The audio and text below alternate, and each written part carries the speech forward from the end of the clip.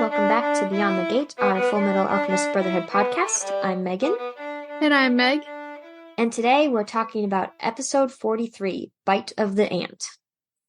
Yes. In this episode, in the snowy north, the soldiers of Fort Briggs engage an invading army, and Marco leads an attack against monstrous envy. In Central, an ominous and shocking secret is revealed to Olivier Armstrong. Yes, and this covers manga chapter 79, Bug Bite, and chapter 80, The Prodigal Father Returns. It also covered a little bit of a chapter that happened so long ago that I can't even remember which chapter it was, but it was the part with Beto, yeah. Yeah. Let's get into it. The episode picks up where the last one left off. Fort Briggs is fighting Drachma. Well, honestly, like, the fight is pretty much over. They're just like being absolutely slaughtered. Drachma has been. And Major Miles is very suspicious because he's like, that was way too easy. And then we see Kimberly on the battlefield, and he's like, the crest of blood has been carved. Yeah, in the manga, Kimberly actually has a brief conversation with the general of the Briggs army before he dies. And when the general dies, Kimberly replies, "He died in the middle of our conversation. How rude." Oh, how dare he? Yeah. So now I think that the transmutation circle is officially like complete, and I the tunnel has been made, and looks like everything is almost ready for Father and the Homunculi's plan. But things are not over yet. Next we see everybody, Scar and Al and May, and everybody hanging out in the Ishvalan town, and we see Al and May. They're very adorably fighting and like bickering with one another as May is trying to teach Al alchemy. And we see Yoki getting absolutely destroyed by the Ishvalan children. There's being like ripped out, and there's like a new toy for them. Right? Like, oh, let's see how much hair we can rip out of this old man. And like nobody's helping him. No one's stopping them. It's like the parents are like, oh, entertainment. Yeah. I mean, personally, I don't feel that bad for him, but he's not my favorite, as I've mentioned many times. And then we see at the end of the last episode, we saw Zampano like call Envy, and now Envy has arrived, and he's disguised as an Ishvalan. Yeah, I thought it was a really cool touch in the manga, but obviously in the show, you hear the voice, you're like, oh, that's Envy. But in the manga, you see this Ishvalan dude, who I guess is the same height as Envy, and that's like the only giveaway. But when he looks up, you see his eyes, and I think that's when the readers can assume it's Envy, because it has like the same, I don't know, like animalistic eyes and the same eye shape. So I thought that was really impressive that the author could draw that, you know, the Ishvalan he's disguised as is completely different from him, looks absolutely different, and yet she drew him in a way where it's like you can tell that's Envy. Mm-hmm. Yeah, it's cool.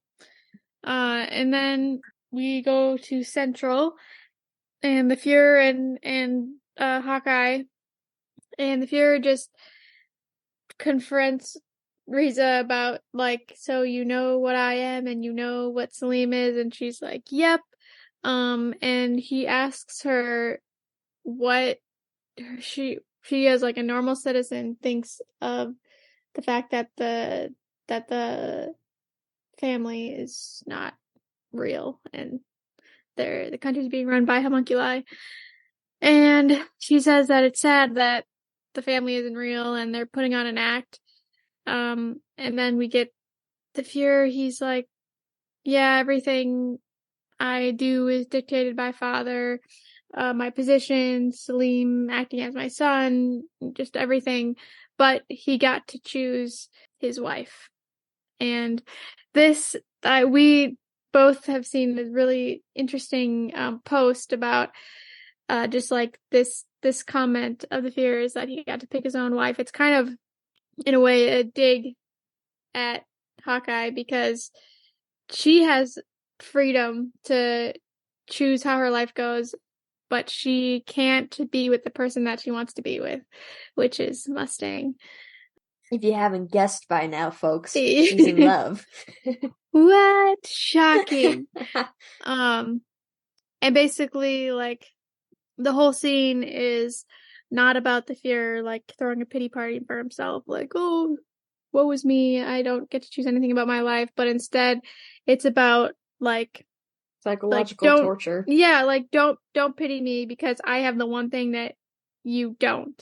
The one thing that you want, but you can't have. So, like, does everybody in the military see that they're crazy about each other and Riza and Roy are just terrible at hiding it? Or is this his ultimate eye? I don't know. Have we seen any of the other characters say anything? I mean, I would have thought that Jean Havoc would have said something to Roy because they're like besties, but I don't know if he's one to tease Roy about that in particular.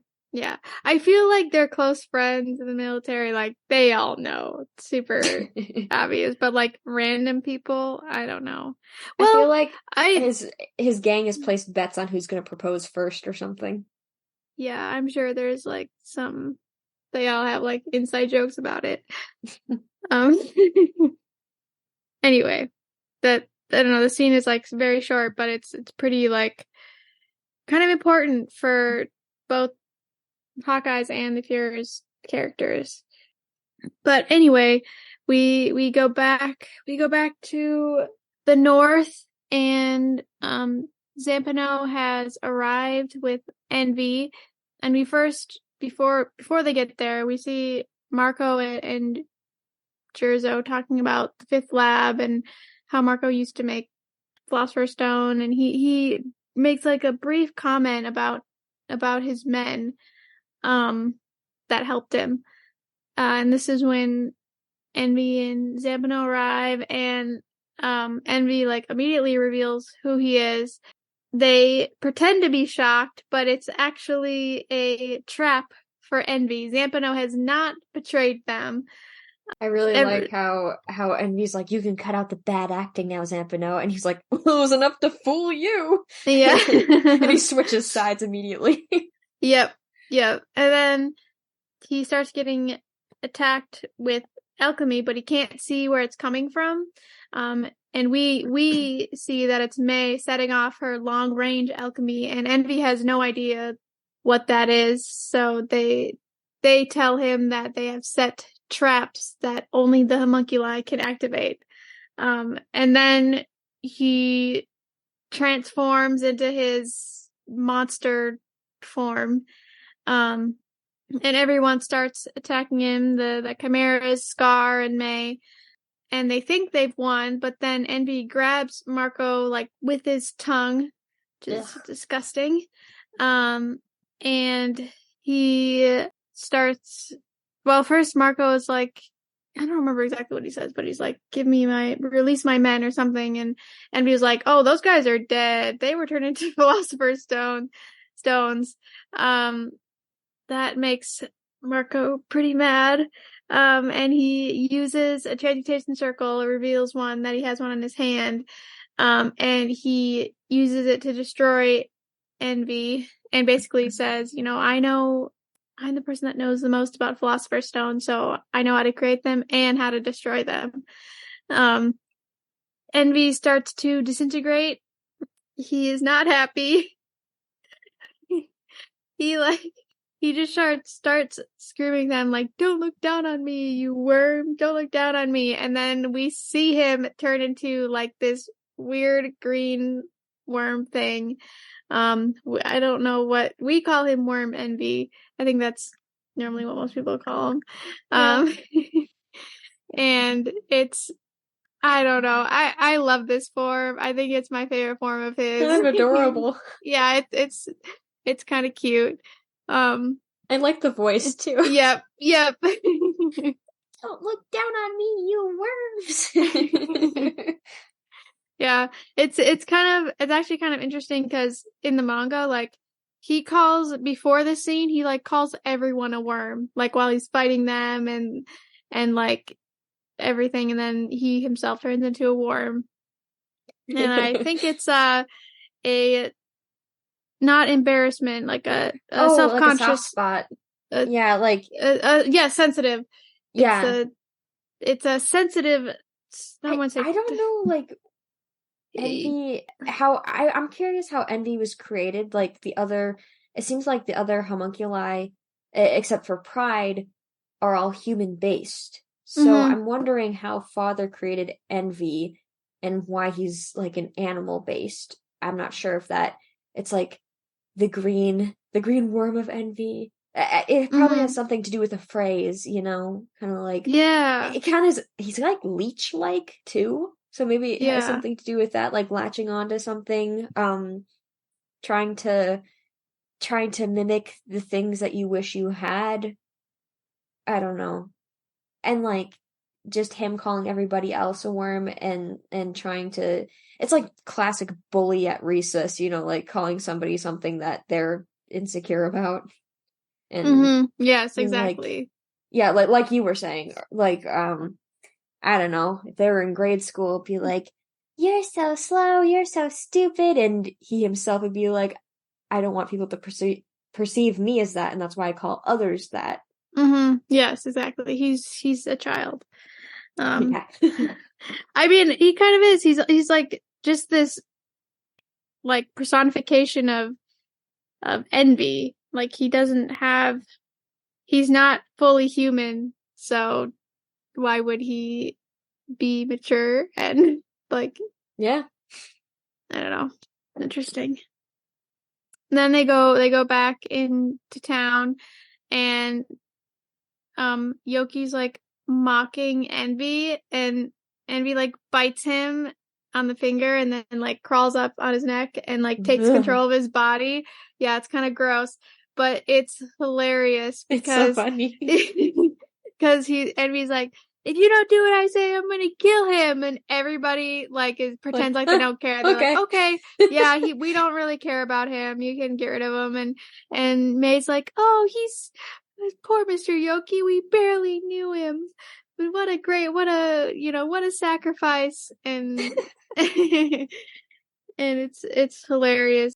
And then, no, sorry, even Scar, like Yoki's like, Scar, we're friends, aren't we? And he just like Like, turns huh. his head away. Yeah, and then Marco, I like what Marco does. He steps up and well, he's really standing up for himself in this episode, but Hmm. he's like, we're not going to let you manipulate us anymore. If need be, we will sacrifice a comrade just to get rid of you because we know how dangerous you are. You can't use things against us anymore. Because classic envy, he would always threaten Marco by saying, I'll destroy a village if you don't do what I ask, Hmm. even though Marco knows him doing it would cost more lives than just a village. But then Envy's just kind of like, ugh, whatever, and gets off of Yoki, and you see Marco kind of like collapse in relief, like, I was bluffing, I was totally bluffing, I wouldn't have actually sacrificed him. Yeah, yeah, it was pretty great.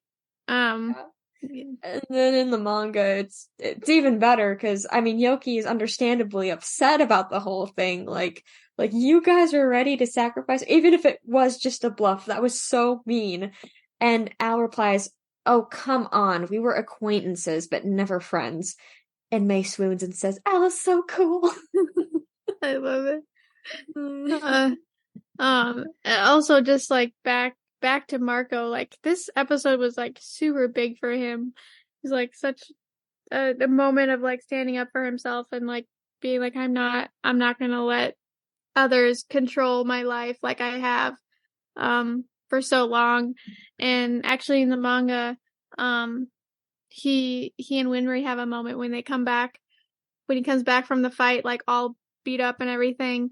And he's talking to Winry. He's like, when I first met you, I suddenly remembered the Rockbell couple, and I realized how cowardly it was for me to be swept along by others and not do anything when there was something I could do to make a difference. Aw. Yeah, it was so sweet. Yeah, the Rockbell's inspiring everyone. Ah, I would just love a side series about Winry and her parents. Like Right? solely, even Pinako too, but like solely the Rock Bells. Yeah. Such an important part of the story, and we like don't Yeah. really get to meet I mean, them. Ed and Al call them auntie and uncle. They were an important part of their growing up years. I think we deserve to see them a little bit more. Yeah. Yeah. Anyway, after that, the chimeras have put Envy in a jar, and they're trying to interrogate him, asking him about father and all that, and they're like shaking him, and he's like, I'm not gonna tell you guys anything.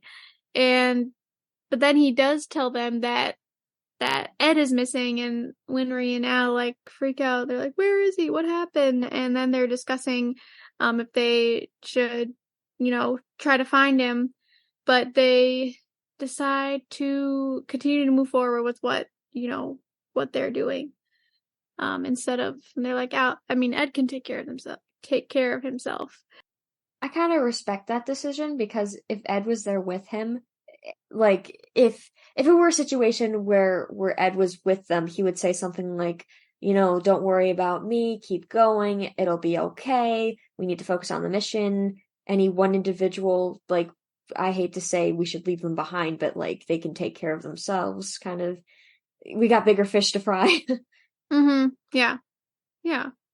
And then we learned that Scar is wants to part ways with everyone, and he's gonna start to set things right between Amestris and the Ishvalan people, and he's gonna bring Marco with him. I think he was kind of inspired by Marco in this episode.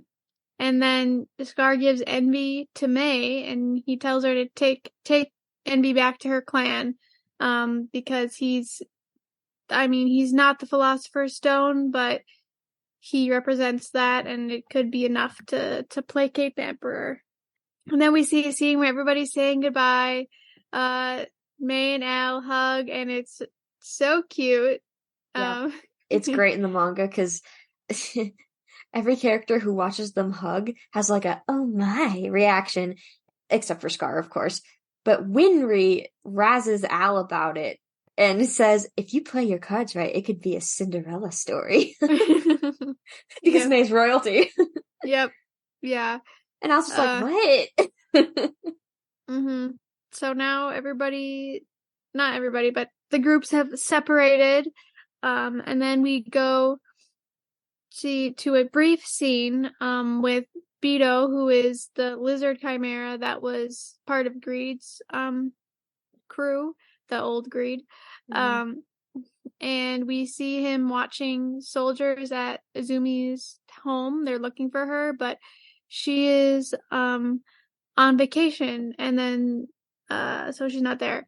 And Beto here overhears them discussing the Fuhrer, and he remembers the Fuhrer who um killed Greed, and he decides to do something about it. Yeah, and this is the part that happened so long ago in the manga that we can't even remember, but Mm-hmm. that was, I mean, I don't know if the placement is better in the manga or the anime. I'm almost gonna say the manga because it's like setting up for things way, way in advance and the payoff is Mm-hmm. pretty cool. But in the anime, it's a little bit easier to remember that he's a player on the field, you know? Yeah, I agree. I think both placements are fine. And then the moment we've been waiting for, Olivier and Alex Armstrong meet, Woo. and Olivier is stepping on Alex's toes, um, You know and what? basically like Funnily beating him enough, up. yeah, funnily enough, this is not my favorite scene with them. I will tell you when my favorite scene with them happens, but Yeah, but this this one's pretty good. this one is Um, pretty good though. uh, and we hear them discussing, what happened in Briggs, the battle with Drachma. Basically, the conversation ends when Alex is like, "Oh, Olivier, you're still as fierce as ever, and you're never gonna find a husband." Um, And in the manga, Olivier says, "Who says I even want to go there, you spineless pansy?" um, Touchy. while they're talking, this random soldier shows up. I assume he's like higher up in the military, but honestly, I have like no idea who he is. They didn't give a name this episode, so I don't know. Yeah, and basically he's like, Olivia, General Armstrong, come with me. And leading up to the big reveal that happens at the end of this episode, they're discussing the 3 rules of alchemy, which is don't make gold, don't make humans, and don't defy the military. And little side note that Ed has broken all 3 rules. He obviously, we know he attempted human transmutation. He made gold in the mining town, even though he did turn it back after. And then he has defied the military on multiple occasions. I feel like in every instance, though, his rebellion has been like a step forward. Yeah, it's like it's like for the greater good, except for the making the human transmutation thing. I mean, you could argue that was. I mean, it was definitely a negative step. It was definitely the wrong thing to do, and they're paying the consequences for it. But at the same time, while it was bad, it also taught them a lot of important lessons they wouldn't have learned otherwise. Mm-hmm. Yeah. And then this guy asks Olivia, why is human transmutation banned? And she gives a very smart answer, at least in the manga, and she says something similar in the anime, but she says, because it goes against ethics. I've heard that there's always been an unspoken restriction among alchemists in regard to humans creating humans because it's a sin against God. And the guy's like, well, that's not the reason. It's like ethics are a fluid affair. They're always changing. And at this time in this country, we have no time for such quaint concepts as sin, which I think is kind of interesting because the homunculi are literally like the seven deadly sins, and they're basically like following them. Well, how quaint. Yes, but he also says, I mean, in the anime, he says, no, you're not supposed to make humans because we don't want you to make an army for yourself. And then we see that the military is making an army for themselves. They're creating an artificial army of homunculi. What did I ask you not to do? What was the one thing I asked you not to do? Create an army. And what did you do? Create an army. Yep. And that is the end of the episode. But there is an end credit scene. Al, Winry, Yoki, and then the 2 chimeras, they have gone to Lior, and there they meet Rose, and she is like, she asks about Ed, and Al's like, oh, he's not with us, and she looks very disappointed, and then this is when Al gets his revenge. Gets his revenge for Winry razzing him about May. He looks to Winry, and she's like, what? He's like, oh, I thought you would have something to say. Nothing. Because, I mean, it is true that she made a face, because Rose said something like, oh, that's too bad, I really wanted to see him. And there was something wistful in her voice. You could take that as romantic, but also Ed just kind of changed her life. So it could be just like I want to thank him. I want to see him again. He's important to me. Not in that way. But you can see like worry lines on Winry's face. Like, oh, you want to see him again. What does that mean? But then the freak out is cut short when Hohenheim appears, and there's like the pointing Spider-Man meme. Yeah, like, you!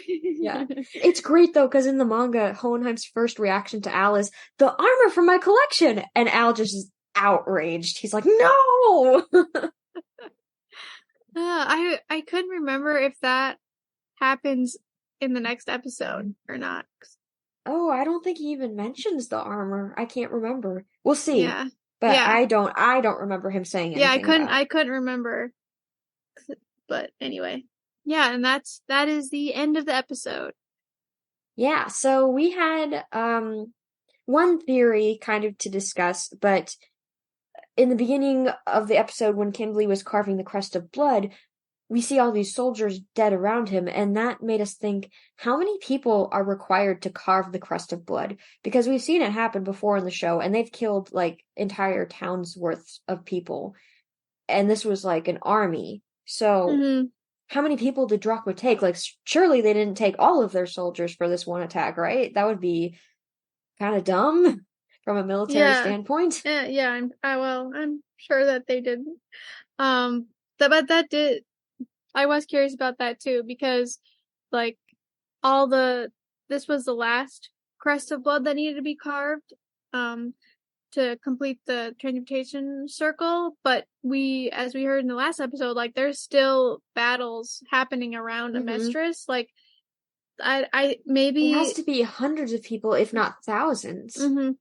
Yeah, well, that got me thinking that maybe like the more souls that there are, the stronger the transmutation will be, or Yeah. I don't know, because we also have seen them like with philosopher's stones. We've seen them make them with like 5 people Good or point. Good whatever. point. So So like the intensity of it depends on how many people were sacrificed. I think so. Yeah, Okay. because Wow. it took all of what's the town whole Oh, city like that. Xerxes? Yeah, it took all of Xerxes to give father a body. Yeah. Um, That makes sense why Father's orchestrating all these wars and skirmishes and stuff, because if people are killing each other on both sides, that's more casualties. mm-hmm, Whereas before, like with Xerxes, they were going around to towns and like at night coming in like ninjas and slaying people. So mm-hmm, I think from his standpoint, war is a more effective way to spill more blood without mm-hmm. arousing suspicion. Yeah. Yeah. Yeah. Anyway, Ouch. I don't think there's an answer to that question. They never give No, we were specifics. just curious, and it's kind of a Yeah. morbid thing to Yeah, discuss, but we we were don't need curious. to we don't No. need to know the answer. On to the next Hmm. morbid topic. How many times did Envy die? Um, because we were tracking how many times homunculi die. Um, but we thought at least twice because Scar's attack definitely killed him. And then Marco's attack like annihilated him. There could be more deaths in there given like all the traps he set off, but it's hard to tell because, a lot of them were aimed at his feet and it wouldn't necessarily kill him, and he did Hmm. use his regenerative abilities, but they weren't fatal wounds to begin with. So we'll just go with 2. Uh, and then animation expertise. As expected, the fight scenes were crazy good. Special attention to detail, especially on the characters' faces, and it was really good to see Marco get highlighted in this episode. Hmm. Yeah, I feel like he's kind of an underrated character Yeah, sometimes. he's like fatherly. He's like the mentor character who doesn't die. Hmm. Because he gets a redemption arc.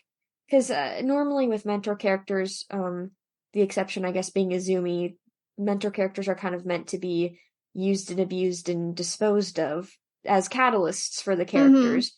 But in Marco's case, he has his own story to complete, and that relates to the story elements analysis because he's overcoming past mistakes.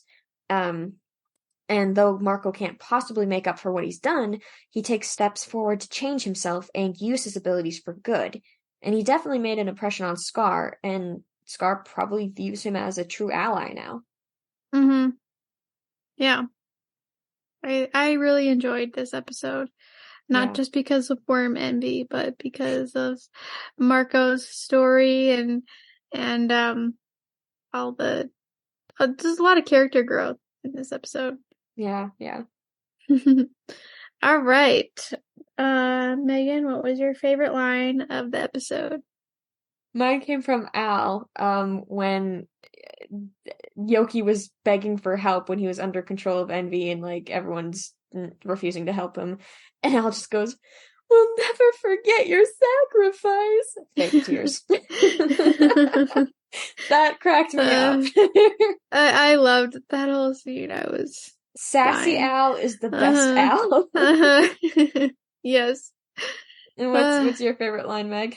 mine came from Alex when he was talking to Olivier when he says, "Oh my, you've only grown more ferocious. How will you ever find a husband if you continue to?" And then Olivier kicks him in the shins. Classic sibling relationship. Yes, yes. And then what did we learn in this episode? We learned you can't run away from your problems. You have to stand up and fight. Yes. And then who pushed the story forward? Marco! What an MVP. Mm-hmm. He certainly was in this episode. He was like, I think the only person that could, beat Envy, and he did Yeah. it.